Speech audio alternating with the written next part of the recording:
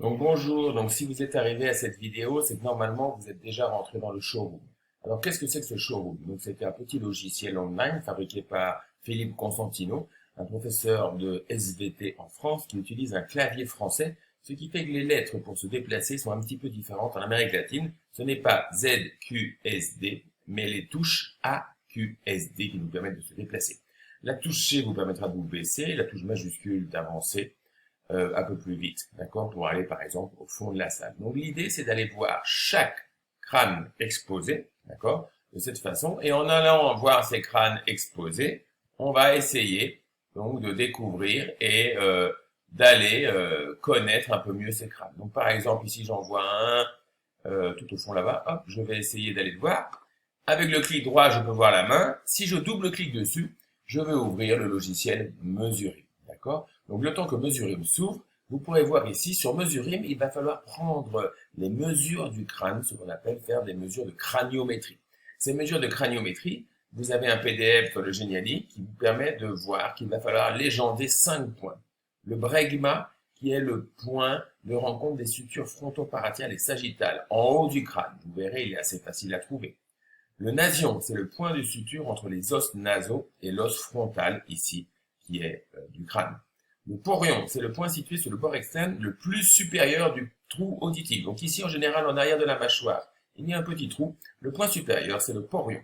Le PR, ou le prostion, pardon, c'est le point situé entre les deux incisives au niveau de la dentition. Et enfin, le point haut, le point sous-orbitaire, qui est le point le plus bas de la cavité orbitaire. Donc quand je vais là, voilà, donc il a ouvert mon crâne, on voit que j'ai un crâne en 3 dimensions. Je peux me déplacer sur ce crâne, je peux grossir, diminuer. Donc on va par exemple chercher le bregma, d'accord? Donc on peut voir ici des points de suture, une, deux, celle-ci ici. Donc le bregma, je vais dire légendé. Et je vais regarder, il est environ là. Je vais double-cliquer ici, bregma. D'accord? Puis je vais valider et on voit que ma légende va rester en place. Le point ici, PO, je vais ici le légender. Hop, on voit donc le trou PO. D'accord? Ici, je vais chercher le point PR, donc entre les deux incisives. Donc les incisives, elles sont là, hein, elles étaient là avant. Donc on peut dire qu'il est plus ou moins par là. Hein, on n'est pas PR, pardon. Ce n'est pas toujours très précis. Le point le plus bas de l'orbite, O, et le point de fusion entre l'os pariétal et les deux os nasaux, on va dire qu'il est plutôt par là, NA.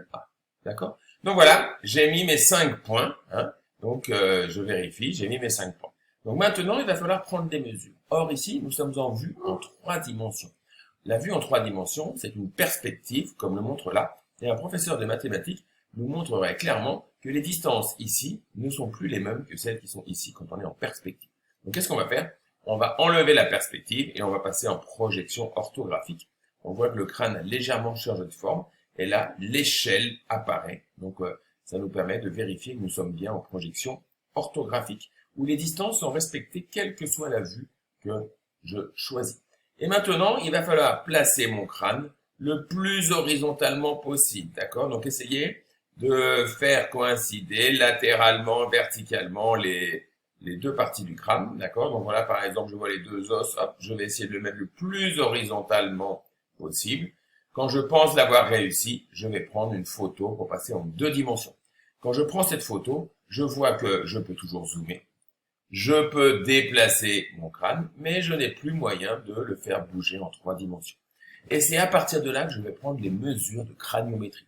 Pour cela, vous allez cliquer sur dessiner. On va prendre 2 droites. Il va falloir dessiner 2 droites. La droite qui passe par le point PO et le point O. En voici une. Je vais la prolonger au-delà du point O. La droite qui passe par le point PR et le point NA. La voici. Et ces 2 droites vont me permettre de mesurer cet angle. Et ensuite, je vais donc dire mesurer l'angle. Je clique sur le sommet de l'angle. J'avance jusqu'au point A en maintenant le clic. Je lâche mon clic. Je vais au point B sur l'autre droite. Je clique et j'ai mon angle qui est mesuré. Et je vais mesurer la hauteur crânienne. Je vais du point BR, le bregma, jusqu'au point PO. Et ici, j'ai ma hauteur crânienne. Ces 2 valeurs, il faudra donc les remplir dans le fichier Excel que vous trouverez à la fin du Geniali. Donc lorsque vous cliquez ici, vous remplissez votre fichier Excel et puis vous faites un joli graphe avec des nuages de points comme vous savez le faire et vous pourrez conclure qui a raison. En vous remerciant de votre attention.